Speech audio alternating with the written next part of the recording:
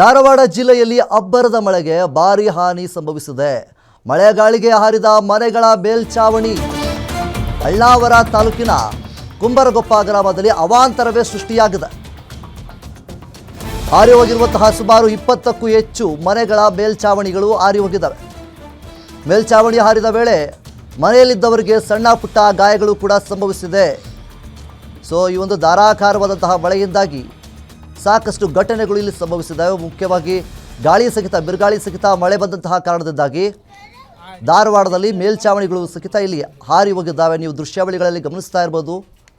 20ಕ್ಕೂ ಹೆಚ್ಚು ಮನೆಗಳ ಮೇಲ್ಚಾವಣಿಗಳು ಗಾಳಿ ಮಳೆಗೆ ಹಾರಿ ಹೋಗಿದ್ದಾವೆ. ಜನರು ಕಂಗಾಲಾಗಿ ಹೋಗಿದ್ದಾರೆ, ಹೈರಾಣಾಗಿ ಹೋಗಿದ್ದಾರೆ. ಇಂತಹ ಪರಿಸ್ಥಿತಿಯನ್ನು ಹೇಗೆ ನಿಭಾಯಿಸಬೇಕು ಅಂತ ಕೂಡ ಗೊತ್ತಾಗ್ತಾ ಇಲ್ಲ. ಅಷ್ಟರ ಮಟ್ಟಿಗೆ 20ಕ್ಕೂ ಹೆಚ್ಚು ಮನೆಗಳ ಮೇಲ್ಚಾವಣಿಗಳು ಹಾರಿ ಹೋಗಿದ್ದಾವೆ. ಇನ್ನೊಂದು ಕಡೆ ನೀವು ದೃಶ್ಯಾವಳಿಗಳಲ್ಲಿ ಗಮನಿಸ್ತಾ ಇರ್ಬೋದು. ಸಾಕಷ್ಟು ಮರಗಳು ಸಹಿತ ಧರಶಾಹಿ ಆಗಿರುವಂಥದ್ದು, ಕೇಬಲ್ ಇದಾಗಿರ್ಬೋದು, ಏನು ಲೈಟ್ ಕಂಬಗಳಾಗಿರ್ಬೋದು, ಸಾಕಷ್ಟು ಧರಶಾಹಿ ಆಗಿದ್ದಾವೆ. ಇದರಿಂದ ಅಲ್ಲಿರುವಂತಹ ಸಾಮಾನ್ಯ ಜನರಿಗೆ ಸಾಕಷ್ಟು ಕಷ್ಟಗಳಾಗ್ತಾ ಇದೆ. ಈ ಧಾರಾಕಾರವಾದಂತಹ ಮಳೆಯಿಂದಾಗಿ ಸಾಕಷ್ಟು ಅವಾಂತರವೇ ಸೃಷ್ಟಿಯಾಗಿದೆ. ಅಳ್ಳಾವರ ತಾಲೂಕಿನ ಕುಂಬರಗೊಪ್ಪ ಗ್ರಾಮದಲ್ಲಿ ನಡೆದಿರುವಂತಹ ಘಟನೆ ಇದು.